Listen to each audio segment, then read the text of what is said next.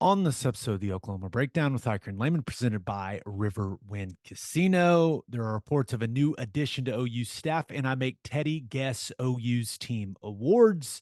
In FGTB, we talk about OU's disappointing performance against Texas, and then we break down some NFL playoffs and some other things in our winners and losers of the week. Please download and subscribe to the podcast, rate it 5 stars, and write us a good review. Follow the show on Twitter, Instagram, Facebook, YouTube, and TikTok. Search Oklahoma Breakdown on any of those, and you'll find us. All right, our man Michael Hosty will kick this thing off. It's time for the Oklahoma Breakdown. It's a beautiful Wednesday, January 24th, and you're listening to the Oklahoma Breakdown with Ikard and Lehman, presented by Riverwind Casino. Riverwind is Oklahoma City's premier casino experience, and there are so many reasons why Riverwind is consistently voted OKC's #1 casino, but it all starts with their amazing variety of gaming thrills and excitement. Riverwind's beautiful award-winning environment plays host to more than 2,800 of the latest electronic games with a huge selection of table games, including blackjack match inbound, and the ball is stolen. Thunder beat the Trailblazers. Oh my gosh. This is why you got to listen to the ad reads, people. Blackjack match roulette, and Teddy's favorite, craps. No matter what your game, Riverwind has it in spades and hearts. And to learn more about their gaming promotions and entertainment options in the month of January, all you got to do is visit riverwind.com. Riverwind Casino, simply the best. Now, we are recording this late Tuesday night, going out of town. So we're recording. Got to get it done. Ted, how we doing, buddy? I'm doing fantastic. Doing good. I'm dreading talking about the OU Texas basketball game. Oof.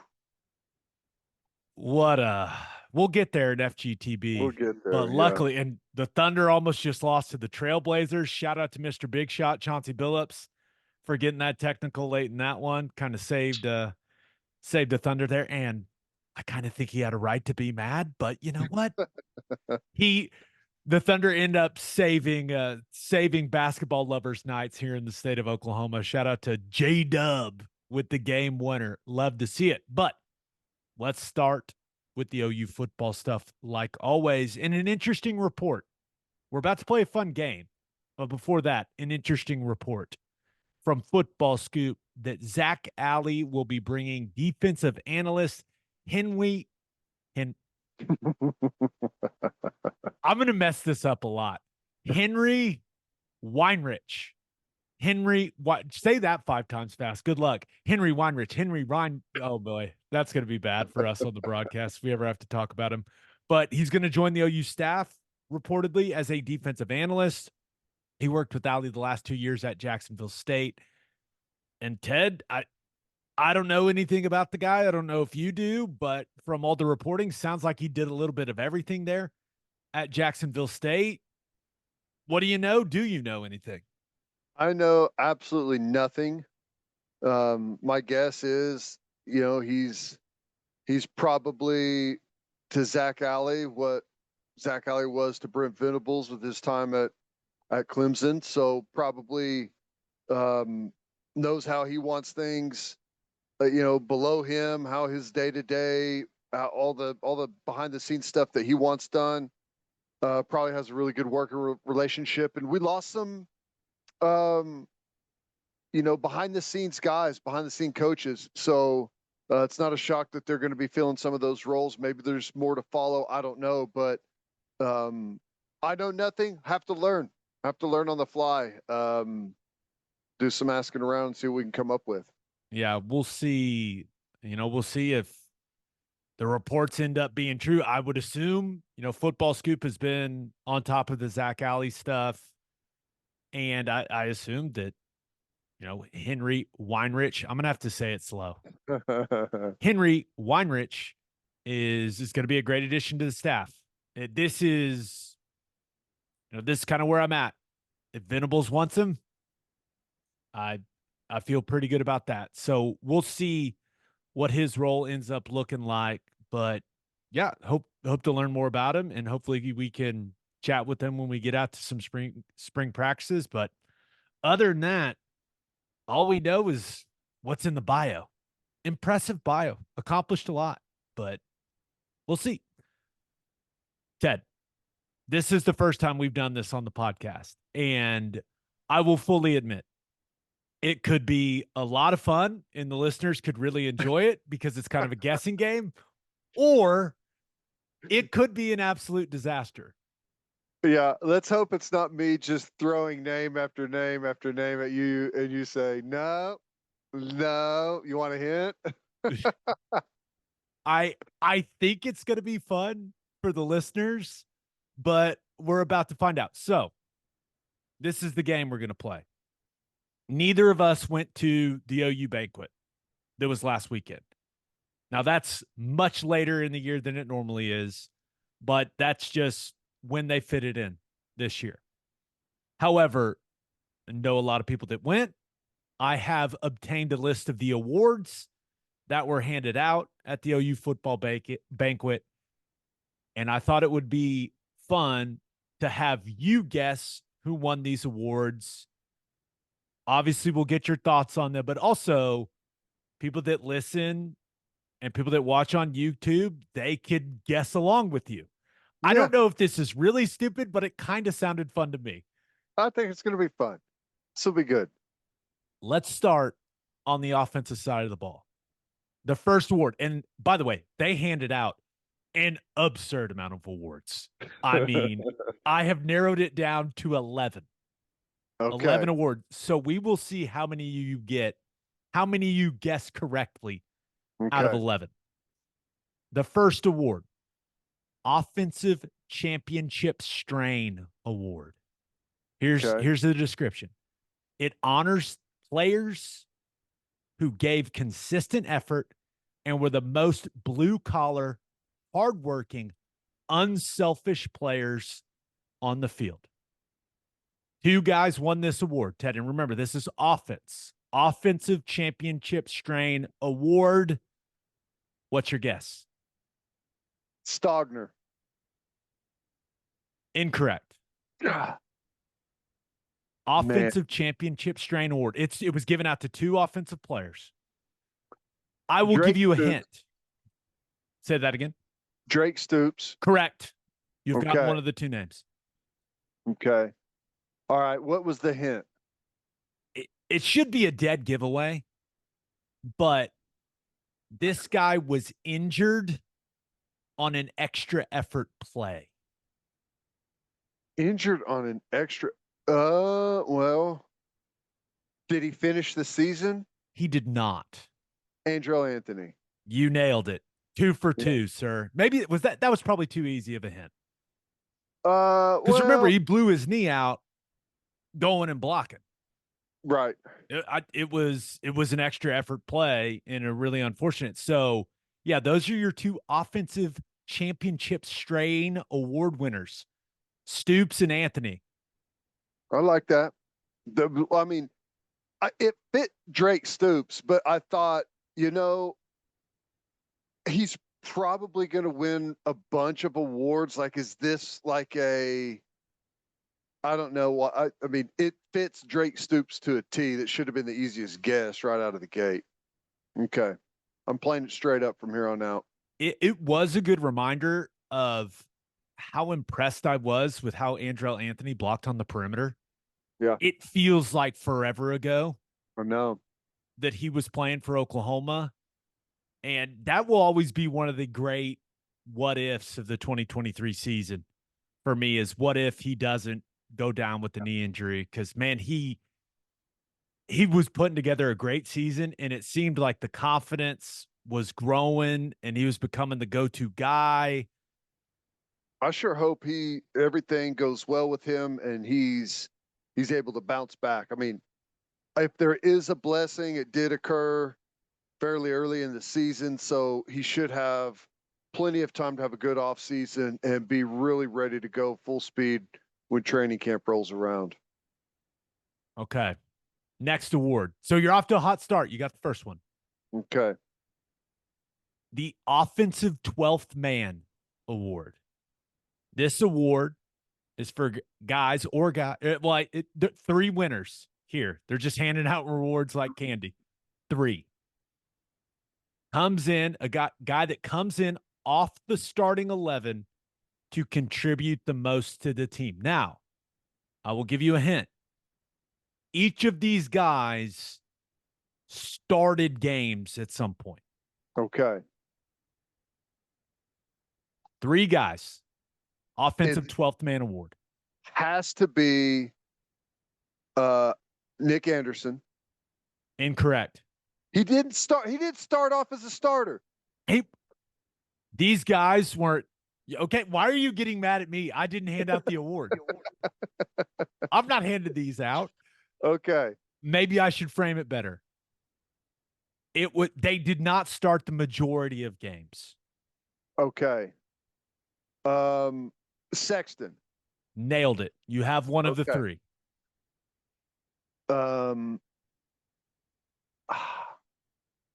Is this gonna be Jackson Arnold? Jackson Arnold. You have 2 of the 3. Okay. I'll give you a hint because there's a lot of options here. Wide receiver. Okay, wide receiver. Jaden Gibson? 3 for 3. Ooh. That was pretty good, dude. So it wasn't the 12th man award. It was the 12th, 13th, and 14th man award. I made the exact same joke when I looked at that. I was like, wait, you can't have 3 12th men. That's not how it works. That's good. All right, let's move on to the 3rd award. The Offensive Iron Man Award. The description: dependable player. Played resilient, persistent, and showed leadership on the field. There are 2 winners. Drake Stoops. No. Shocking. No. This is more, I would say this is more of a big man award. Okay. There's your hint. 2 larger humans. Walter Rouse. No? Nope. Resilient, persistent, and showed leadership on the field. Rame? No. Oh, this is your first one I'm saying you didn't get. I'll just give it to you. Austin Stogner. Okay. And you're going to kick yourself. McCade Matoyer. Remember playing through the ankle? Oh, my gosh. Come on. We thought he broke his leg. And then he was fine. Just played through it the rest of the year like a maniac. See, that was bad. The Iron Man award, whenever I was there a million years ago, this was like the award to get. It was Schmitty gave it away. And it was more of like a weight room award type of deal. And like weight room, never missed any workouts, never missed any times, like didn't miss any games or practices and stuff like that. So I was thrown off by that one. Are you questioning the award? Is that what you're doing here? Is that what's happening here? That's me trying to like come up with an excuse, I think. Fair enough. And they did give those awards out. They gave out the weight room awards and all that stuff. I didn't put them on here, or else we would have done all 57 or however many awards that they handed out. The next award, the Core Award. This is awarded to the most consistent offensive lineman of the 2023 season. Now, 2 guys won the award. So, Ted, who do you think in 2023 the most consistent offensive linemen were? Rame and Rouse. You have 1 for 2. Walter Rouse is correct. Here's your hint.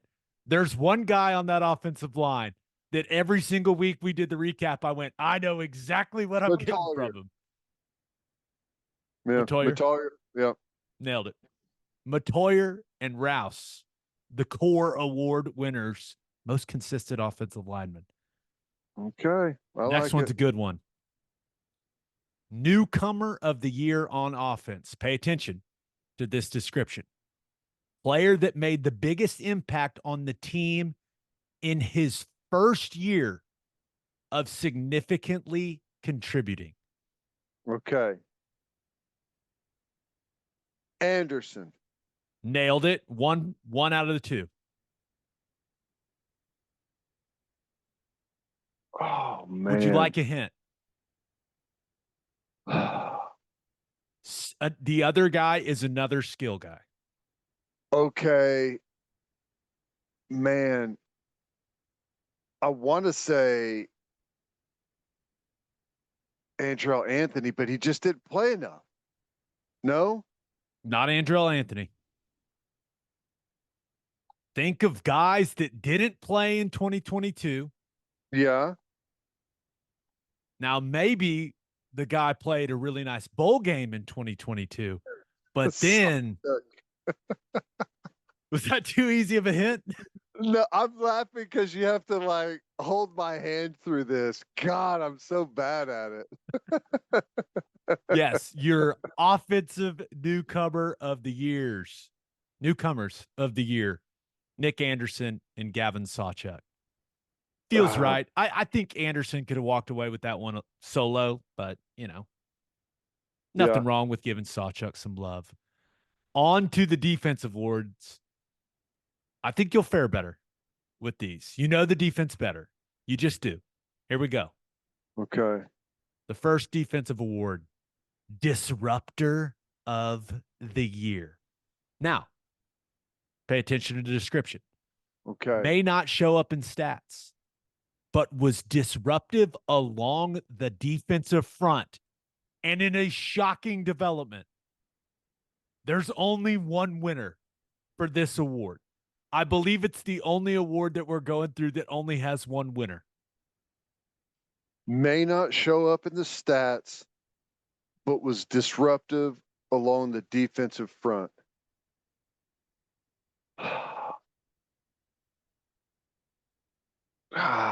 I want to say Co. Is Final it an answer? interior or edge guy? I can't tell you that. I'm going Co. Final answer. Nailed it. Look at you. Isaiah Coe, your disruptor of the year. Man, that was big. That was big. I nailed that. That was awesome. Well, it helps that our last memory of him is him just destroying that center from Arizona over and over and over again. That game feels like it was forever ago, by the way. On to the defensive 12th man. Yeah, I know. Let's not talk about it. Let's not. Nope. No. Defensive 12th man. 2 winners. This is tough because both of these guys started several games.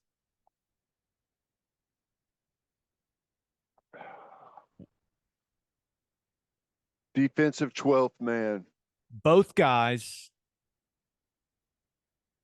are front 7 guys. Okay.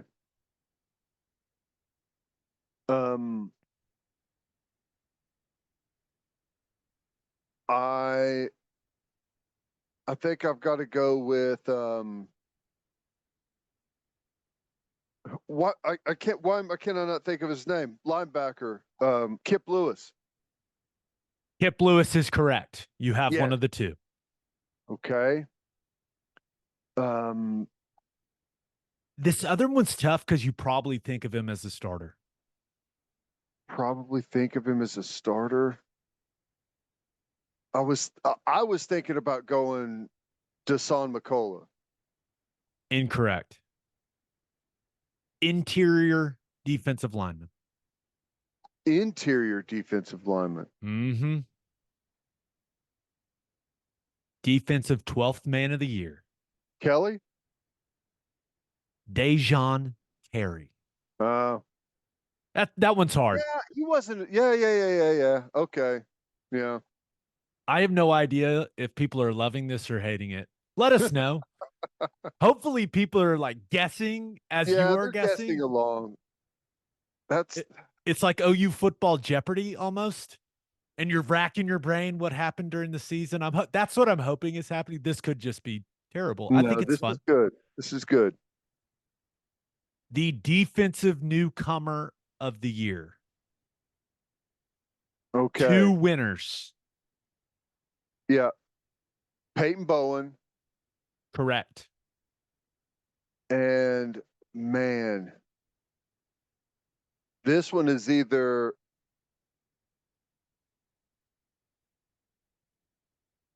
Guy made a lot of plays.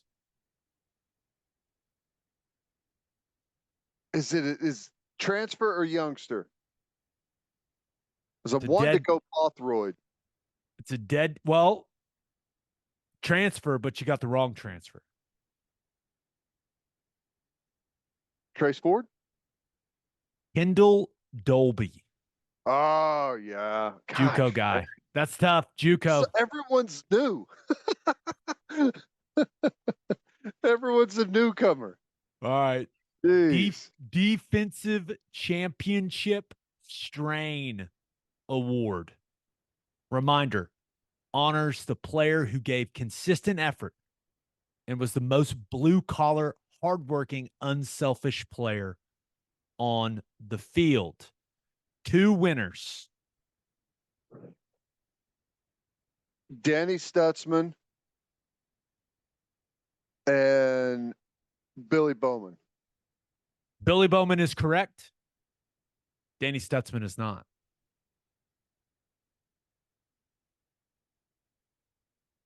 Oh. Woody Washington. Also incorrect. Another defensive back. Another defensive back? And by the way, this guy raked in a lot of other awards. Like he was Played resilient, persistent, and showed leadership on the field. No, that's not it. No. This is championship Consistent strain. effort, most blue collar, hardworking, unselfish player on the field. A How hint. is Stutzman not there? He played 2 positions. Okay. A Give me hint. the hint. Switched positions and played it at a pretty high level. You were very complimentary. Switched positions and played it at a high level. I say switch positions, but I don't know how different you consider like the corner and safety spots to the cheetah spot. And it's a secondary player? Yep. Kendall Dolby. Kendall Dolby. Okay. You just can't get to Kendall Dolby's name. That's what. I can't. All right, we've got 2 more awards. These are the big Okay. ones. These are the big daddies. The Sooner Pride Most Valuable Player Award. There are 4 winners. 2 on offense, 2 on defense. Good luck. Stutzman and Bowman on defense. Correct and correct. Drake Stoops. Correct. Dylan Gabriel. 4 for 4. Wow. Okay. Impressive. I didn't know if they made like a blatant oversight and didn't give Dylan Gabriel the award. You get no awards. You play for Oregon now. Now, the last award, the Most Inspirational Players of the Year award. I was told that this was the only award that was given out where the guys got to make speeches. Ooh. Yeah, big deal. So this must be the award. Most Inspirational Players of the Year award, and it'll make you happy to know both winners play defense. Your guess. Okay. Inspirational. Inspirational how? Is this like, are these starters or is this like special story Yes, this is thing? not. This is not. I'm not trying to trick you here. This is Okay. not. Hey, Jimmy the Walk On inspires us. No, that's not what's happening here. Both are Most starters. inspirational players. Um, Stutzman, Correct.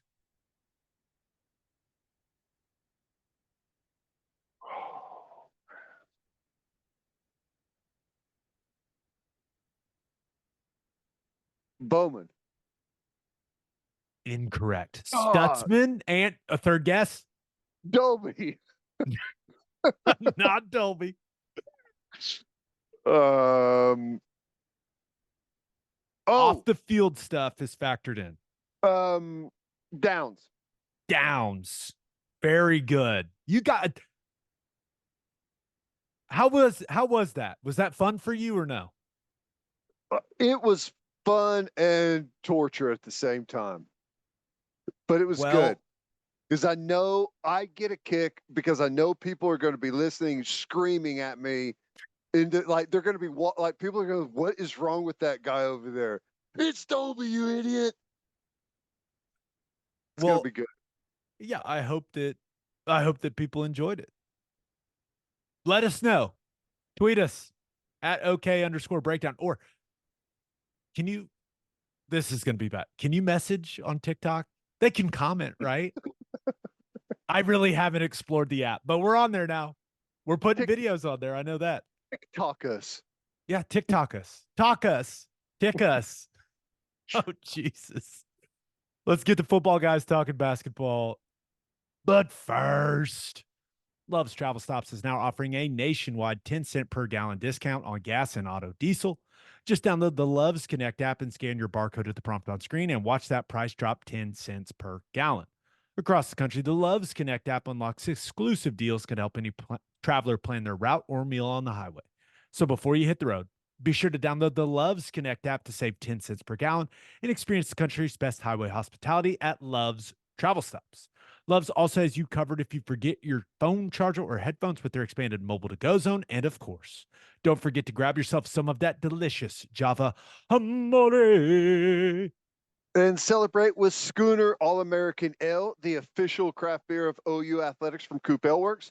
Named after the iconic Sooner scooter that races across Owen Field after an OU score, you can join in on the celebration with an ice cold beer from Coop Ale Works. You can enjoy it at the Palace on the Prairie, at OU athletic events, at the bar, at the tailgate, and in the comfort of your own home.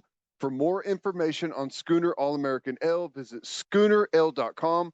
Must be 21 to purchase. Please drink responsibly. Schooner All American Ale, the taste of game day.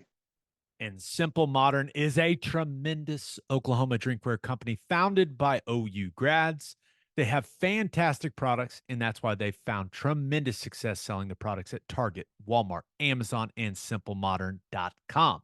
I use Simple Modern cups. My wife uses Simple Modern cups. My kids use Simple Modern cups. Their products are for the whole family. Also, if you are a small business owner looking for some marketing swag for current and future customers, they make excellent customized products. Check them out today at simplemodern.com. All right, football guys talking basketball. But before we get to that, I think you almost just pulled a hammy Yeah. running and getting something. What do we got here? Let's see. Don't hurt yourself. Oh, are those OU football awards? OU MVP awards, defensive MVP. How cool is that? Wait, you have two of them? Yeah, 2002 and 2003. You were good at football? Yeah, I'm trying to convince my son that I was at one point. Just showing him all the trophies? No, that's Oh, awesome. yep, those are pretty cool. I need to get them redone. They're aged, and I don't think they put much attention to the trophies back in the day. They just kind of like slapped them together, the local trophy shop. So Well, hopefully the awards that they handed out at this year's banquet are a little higher quality. Oh, that's funny. Football guys talking basketball. We got to do it. We got to start here. That did not go well for the Sooners. What, 5 losses in a row now to Texas at the Lloyd Noble Center, Crazy. and just got completely outplayed in the second half, man. Yeah.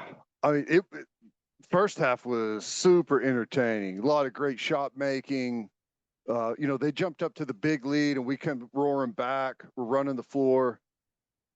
It was fun, but just could not answer the call. And it felt like as Texas extended in the second half, we had the great crowd there, and the crowd kind of fell quiet. And it made it, I mean, just watching on television, it looked like it made it like a very pressure packed environment for the Sooners, and they just couldn't get anything to fall. They were getting good looks, good opportunities, just a bad shooting night. Missed a bunch of shots around the rim. Yeah. And you got to finish those. If you are, I mean, you're just not going to beat many, if any, teams in the Big 12 if you shoot 4-19 from three. Nope. It was just they didn't hit shots, and on the other side of things, Texas with some impressive shot making from A. Smith and Dessou. Dessou killed OU. Yeah. I mean, they had no answer from him. He was scoring at the rim, hitting mid range, shooting threes. He's turned himself into a hell of a player, but it was just painful to watch Texas knocking down shots and the Sooners just missing over and over. Ugh. I felt for those guys, man. That you know that they were fired up for that performance, and to play the type of second half that they played, I can't feel good. Getting beat by 15 by your rival. Yeah. On your own floor. It's like whenever we get the opportunity, for whatever reason, we have a big game and we build it up. There's a big crowd there, and you got the wide out going on, and I hate it for Porter Moser, man. I know, like, he's really trying to build momentum with the program and get the fans really kicked in. And, I feel like it's been good so far this year. I mean, obviously they got a good team. They're ranked high and they're fun to watch. But that was not good.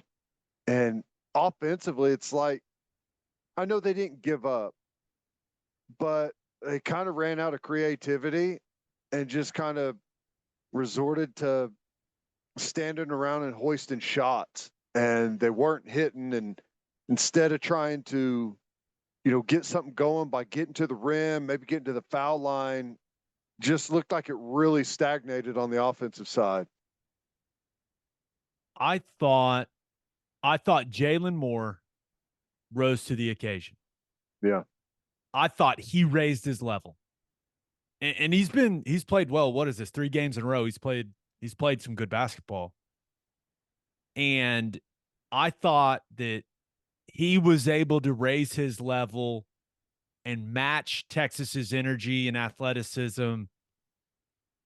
And really no one else did. I was disappointed in the way that McCollum played. If you're supposed to be the guy when you're playing your rival on ESPN and your arena's as full as it's been in quite some time, that's time. If you're the guy, man, you got to show up. Yeah. And he didn't play well, didn't shoot it well. I mean, you shoot 39% from the field and 21% from three. You're not winning games in this league. No. And what's frustrating is, I mean, they've been a better basketball team than Texas this year.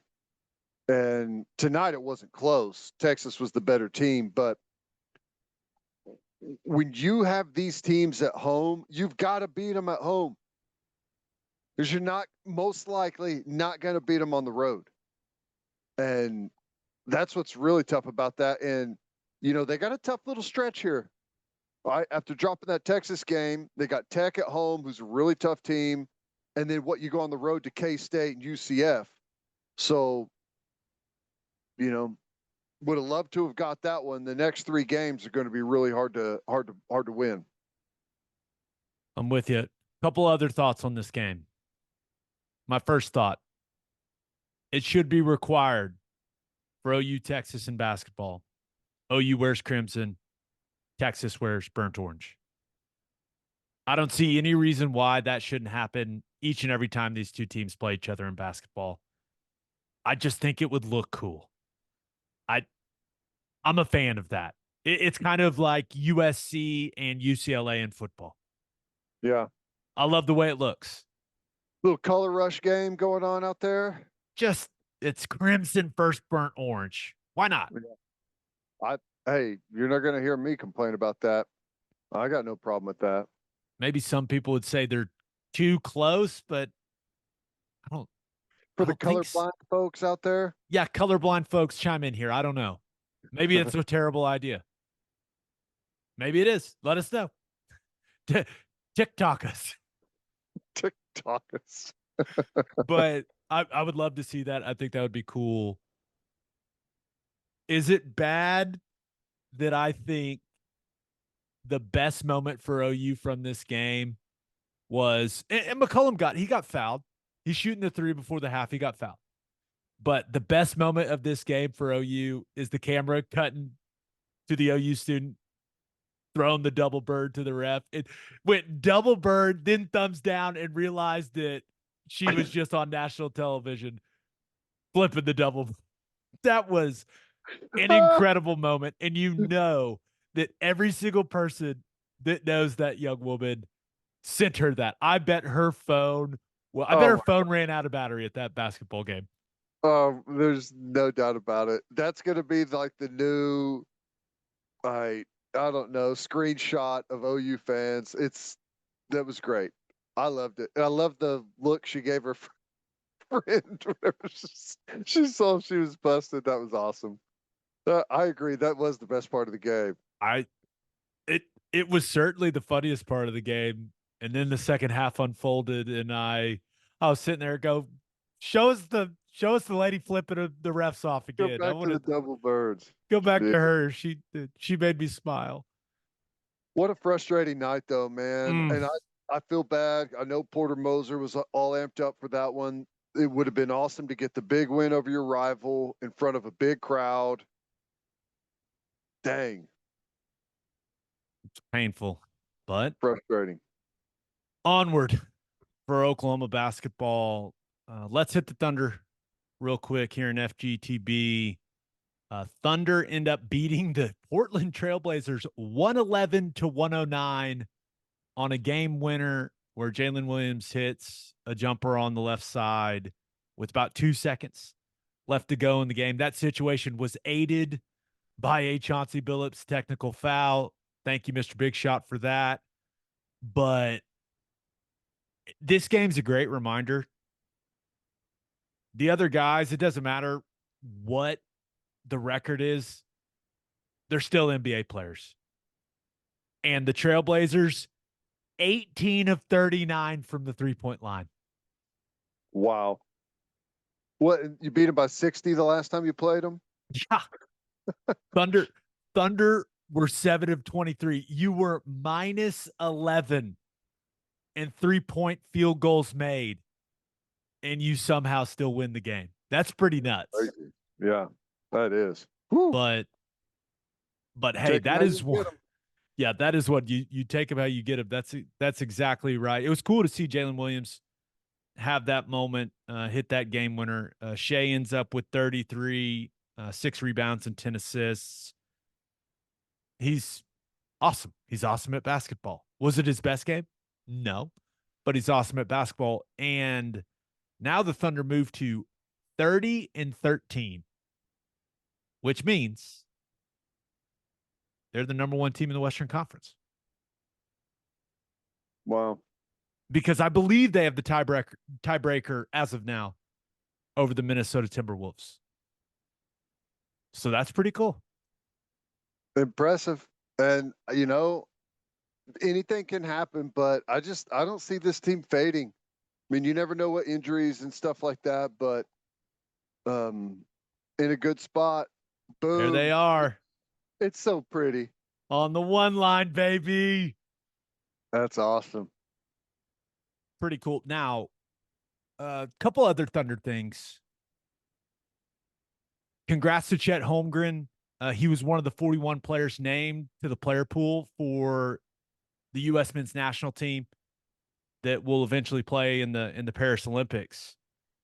And I mean, that's awesome. And I hope he ends up on that team. I think he's got a really good chance of being one of the centers on that team. I do think it's just from all the stories you hear from the guys that participate in that stuff. It seems like it's a fantastic growing experience and learning experience. And the more time Chet can spend with, guys like LeBron James that have played at the highest level for a long, long time and learn about how they've done that, I think it would be a great thing for him. It would be really beneficial for his growth as a player. So I hope he makes it. Man, that would be Yeah. awesome. I would love for the Thunder to have a guy representing the franchise on the Olympic team. Yeah, no, I agree. That'd be awesome. I mean, that's a pretty nice honor, whether you get selected or not. They only that is, pick 12 guys. So yeah, that's tough. But to be in the pool, I mean, that's a nice honor. Your rookie year going at it. That's awesome. Pretty impressive. now I do want to say you're going to have a very difficult time convincing me that there are 41 American players that are better and can contribute more to a team than Jalen Williams. Good luck convincing me of that. Now, Yeah, I don't necessarily want to go through the list and say he's better than this guy, he's better than this guy, he's better than this guy. I mean, we can do that if you want, but I don't think there's any way in hell he shouldn't be in this player pool with the way that he's playing right now.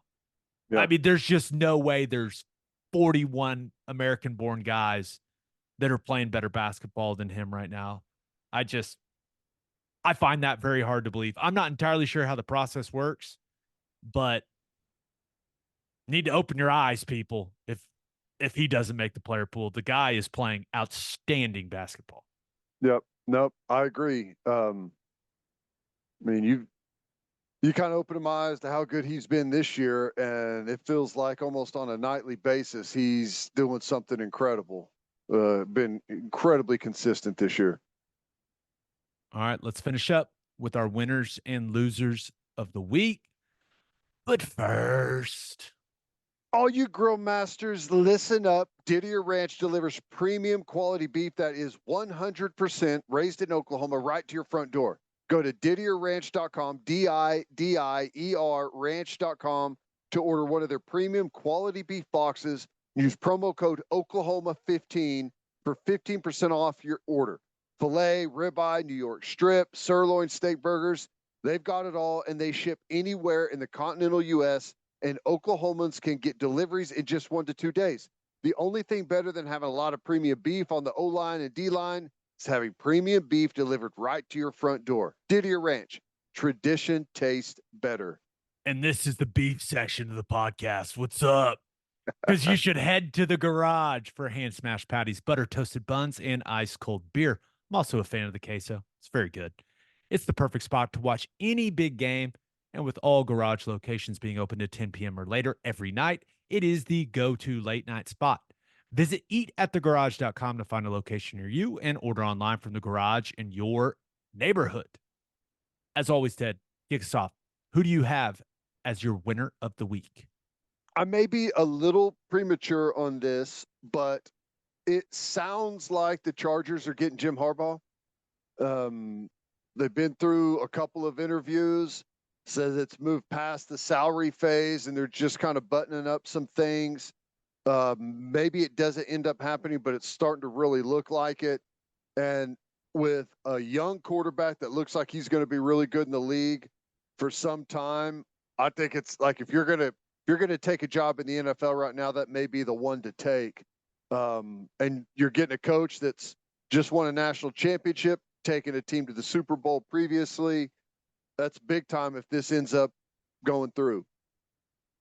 I know he was in San Francisco before, but can you think of a more awkward combination than Jim Harbaugh in the LA media? No, absolutely. And this is I do not know the answer to the question. Do people even care about the Chargers in LA? No. I don't even think they care about the Rams in LA. They went to the Super Bowl not too long ago. They won the Super Bowl not too long ago. Yeah. I just don't know. He is. I just wonder what the cultural fit's going to be like. Probably terrible. But, you know, your football, you're pretty siloed off from the rest of the world whenever you check in and it's training camp time and off you go for the regular season. I mean, he's a weird dude. Does he fit in anywhere though? It's a good point. He's totally marches to the beat of his own drum, but I like his style, kind of the old school. I really liked whenever he was at the 49ers, what they did with that offense and that defense. They've got some really nice pieces there. They just got to add to it a little bit, build that team from the inside out. And, if that's where they end up, they get Harbaugh, I think it could end up being a really good match. I am interested to see what his defensive coordinator ends up looking like. I don't know if he'll just take Minner with him from Michigan or how that will work, but that's been the problem under Staley for the Chargers. He's supposed to be this defensive whiz, and their defense has not performed at a high level. Yeah. Yeah. I don't know what he's going to do, but do you remember who was his DC when he was at San Francisco? Do you remember? No. I know Roman was the OC, right? I don't know, but I don't know. I think he typically likes some of those bigger pro style guys that have some athleticism. I mean, he's got a quarterback that could do it. He's got all the tools, just needs the right system around him. This says Greg Minuski. Minuski. Okay. 07 to 2010. Vic Fangio. Oh. Yeah, I was about to say it was after that whenever they went to the 11 to 14 was Fangio. Yeah. Okay. So that's when they went to the Super Bowl and played the Ravens. Yeah. He's pretty good. Yeah. Not a great head coach, but if you talk about just defensive coordinator, that guy knows what he's doing. We'll see. Hey, I can't believe I'm saying this, but dude, I'm going to be sad that Jim Harbaugh's not in college football anymore. I know. Just such a character. He added a lot, and slowly but surely, like these legends, like these legendary coaches are getting phased out of it. Yeah, I know. It's wild to think that, I mean, Alabama, Michigan,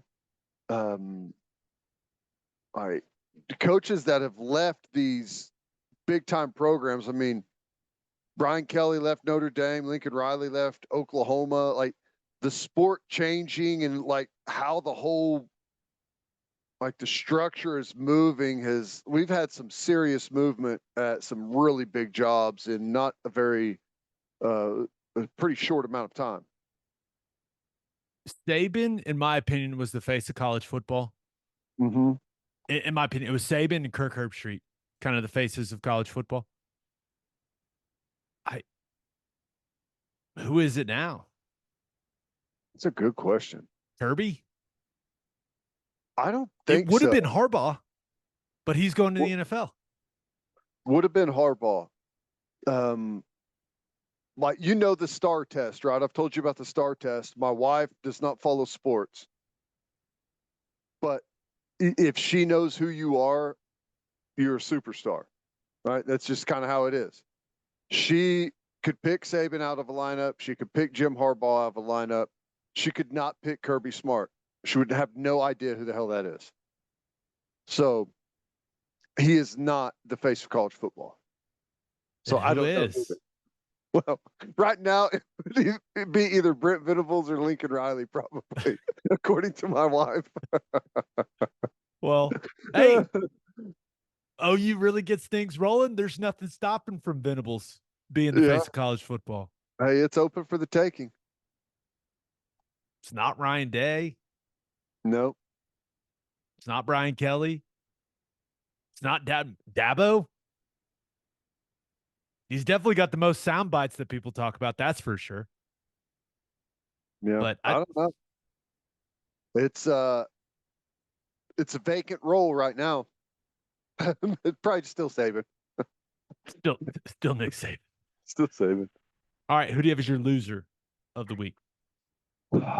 Gary Sheffield, Hall of Fame voting, Major League Baseball. Gary Sheffield's last opportunity to make it. You've got to get 75% of the vote.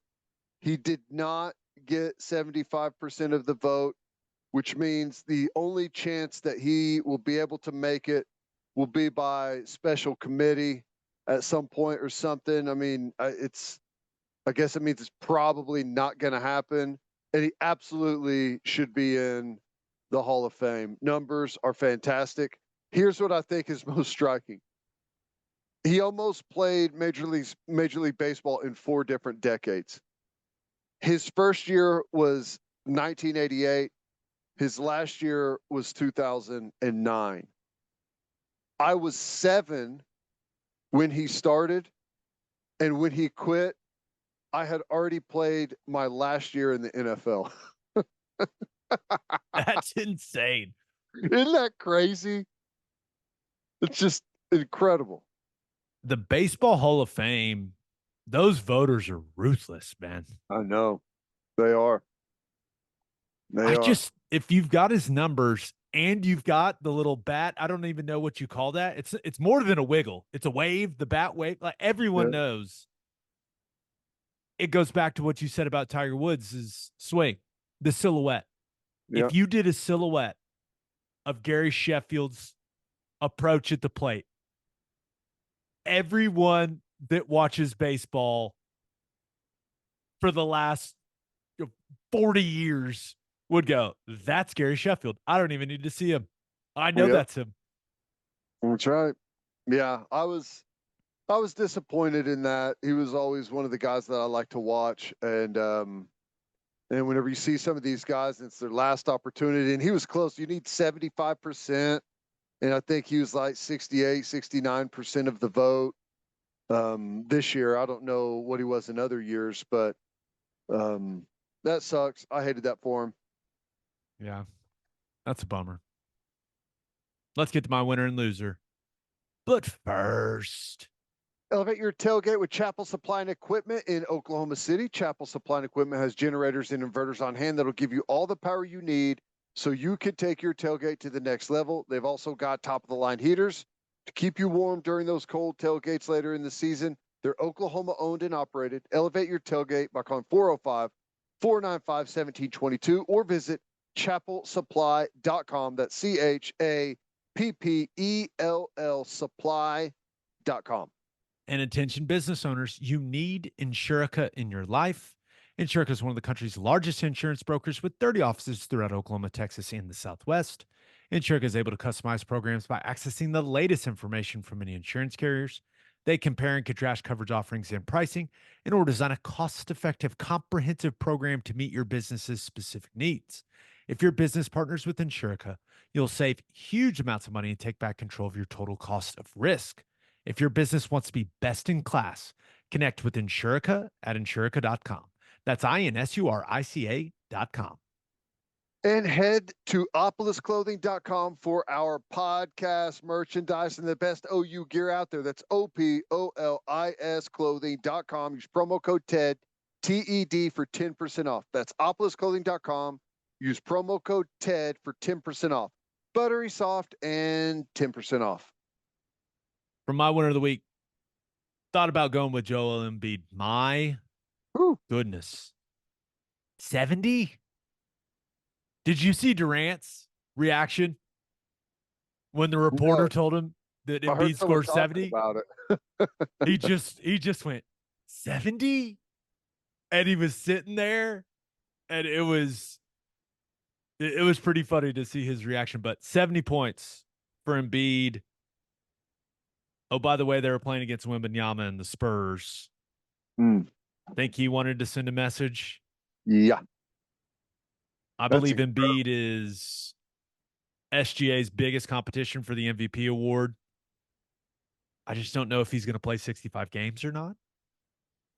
But dropping 70 with Wembanyama on the court is, some would call that an MVP type moment. Yeah. And I think he hit 1-3. So, I mean, 1-3? Yeah.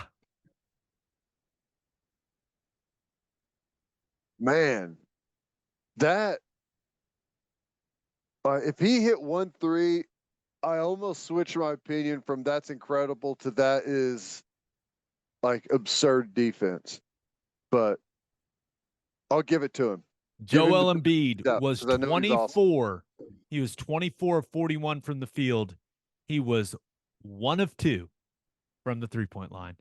Wow. 21 of 23 from the free throw line. 70. Wow. Hitting 21 of 23 free throws for a guy that size is just... That's incredible. His touch, I mean, I don't know. That's got to be... I don't know what his season free throw percentage is, but I mean, for a guy that's 7 foot plus listed, I mean, it's got to be one of the higher ones out there. Oh, there's no doubt about it. He is currently 88% free throw shooter. Pretty salty. Shot 85%. He's always been a good free throw shooter. I mean, he's a good free throw shooter.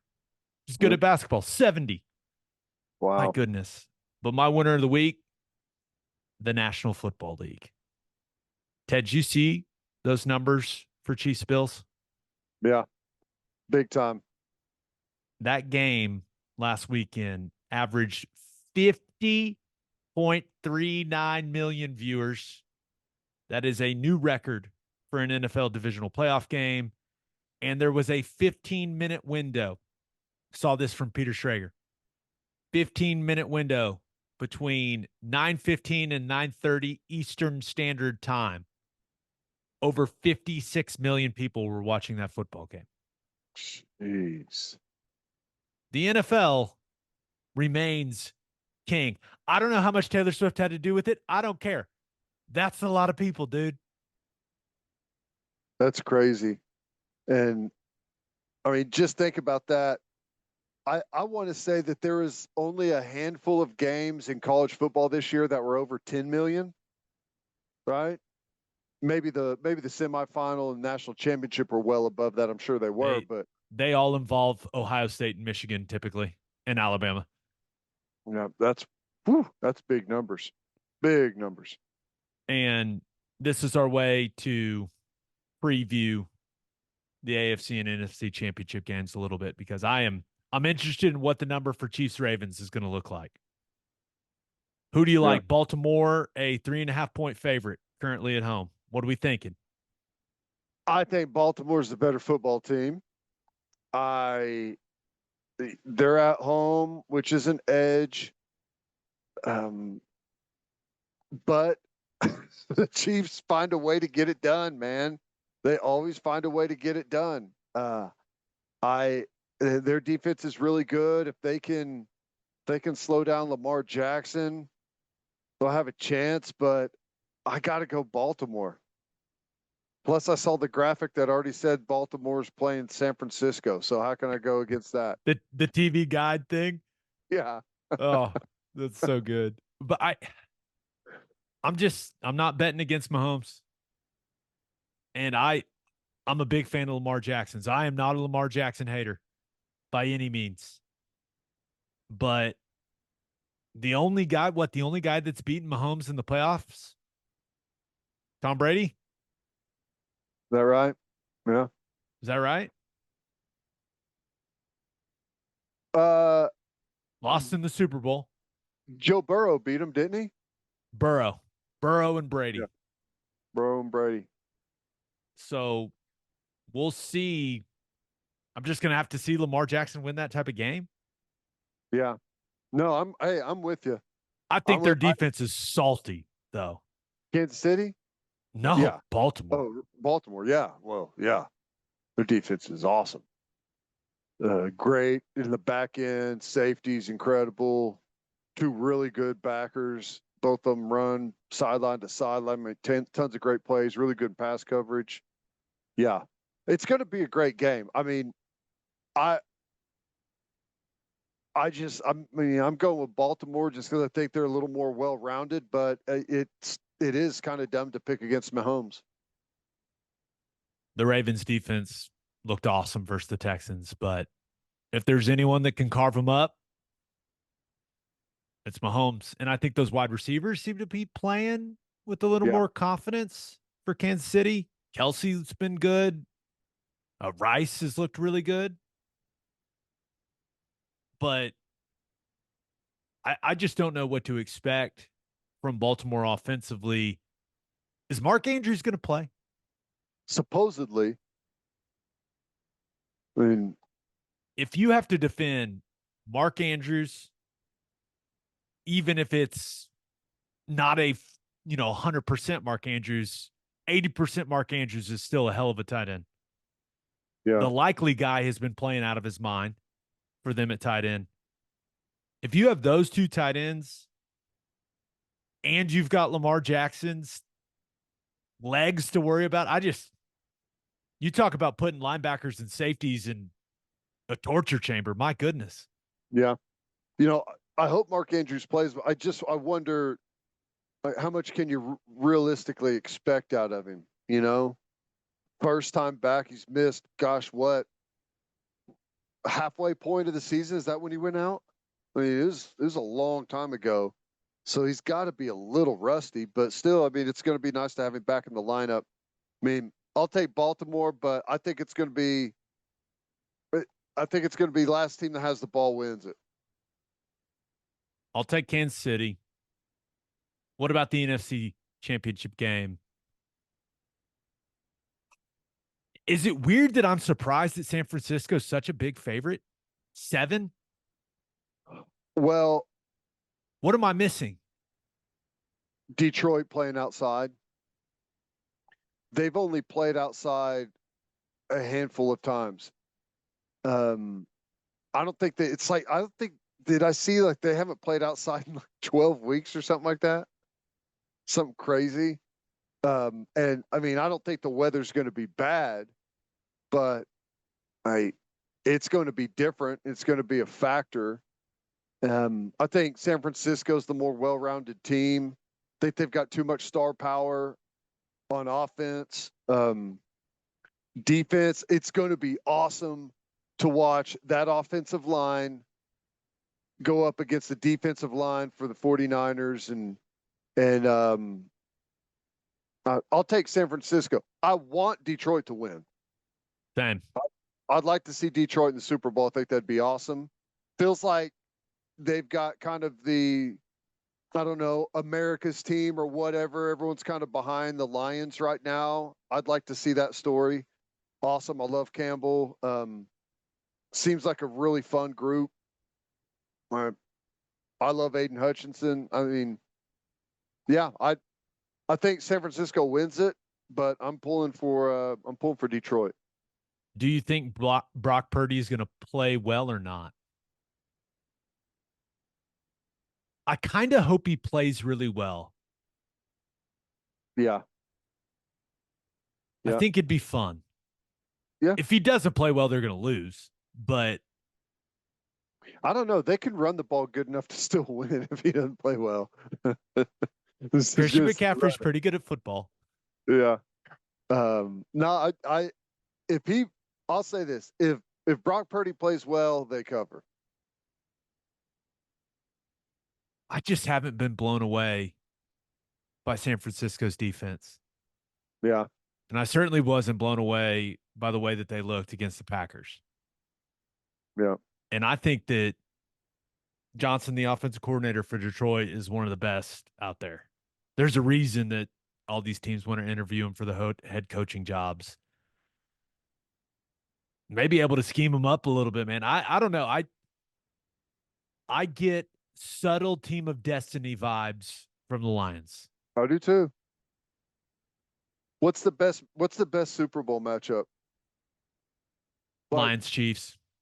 Lions Chiefs. You got the star power and all that comes with the Chiefs, and then you've got Dan Campbell.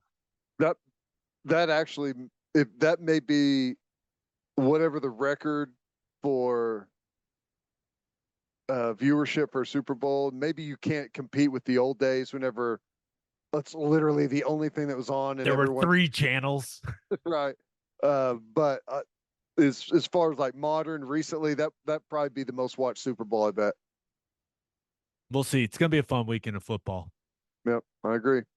For my loser of the week, thought about going with Milwaukee Bucks coach, former Milwaukee Bucks coach, Adrian Griffin, fired after 43 games despite having the second best record in the Eastern Conference. Doc Rivers has been hired. Doc did not last in the broadcasting game very long. He got tired of it. He said, guys, come on, let's pull a coup. I want to be your coach. And Ted, I can't imagine this doesn't happen if Giannis and Dame Lillard don't say, hey, get this guy out of here. Yeah. I don't know. There's got to be some type of story there. I don't know what it is. I'm sure there will be. I feel like it's always the Athletic that has the what went wrong. Yeah. It's coming soon. It may already be out. Hey, you know what? Make it halfway through your first year and then collect 4 years worth of checks. There ain't nothing wrong with that. It's a good way of looking at it.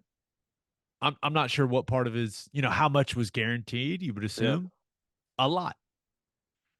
For my loser of the week, though, should I go with Karl Anthony Towns or should I just go with the entire Minnesota Timberwolves?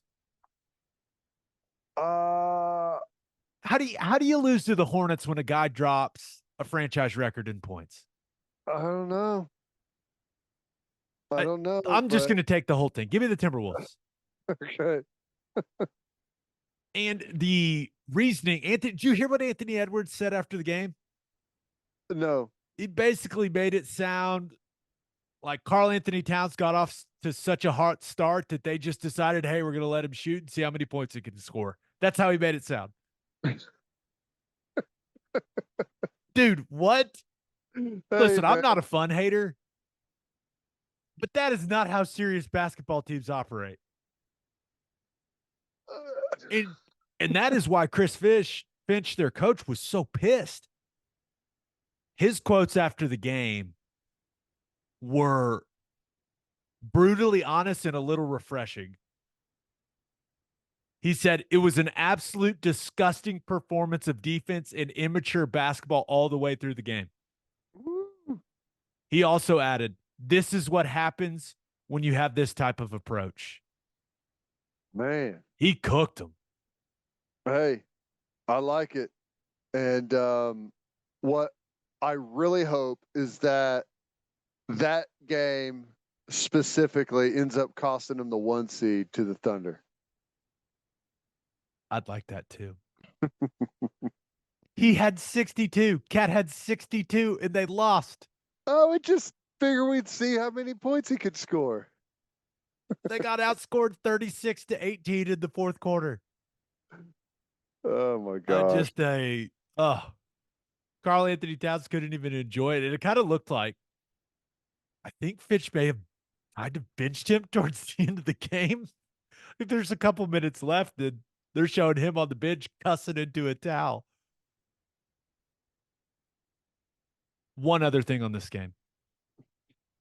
The NBA's last 2-minute report for this game said there were 10 missed calls. Oh my God. Which, what? In what direction? There were a couple. Karl Anthony Towns on one drive got fouled twice by two different guys. No call. That was mentioned in the old last 2-minute report. Jeez. I mean, 10 missed calls in the last 2 minutes. That sounds like the old school NBA referee betting situation you had going on. That's pretty bad. All I know is calls in 2 minutes. Whew. With that Timberwolves loss and the Thunder's win tonight, just in case you missed it earlier, Ted, let's take one more look. Oh, Thunder on the one line. Oh, yeah. That's See the that? 1 seed, baby. That's 30-13. Awesome. Birthday shout outs. Happy 11th birthday to Cooper Lutz. Happy 44th birthday to Macy Turley. And on that note, episode 390 in the books. We'll have a new podcast that'll drop on. We're going to drop it early on Sunday morning so that you can listen to it before the NFL games. We've got Jim Nagy. Awesome interview with Jim Nagy, who's the executive director of the Senior Bowl. Senior Bowl week is coming up next week. So fun conversation. He says some awesome stuff about Guyton, and your heart will break for Walter Rouse. There's your tease. Reminder, you can hear Teddy from 3 to 6 on the Ref. You can hear me on SiriusXM Big 12 Radio, channel 375. Hope you all have a great rest of your week. Have a fantastic weekend. And until next time, we appreciate you all for listening. Do what you always do, Oklahoma. Take care of each other.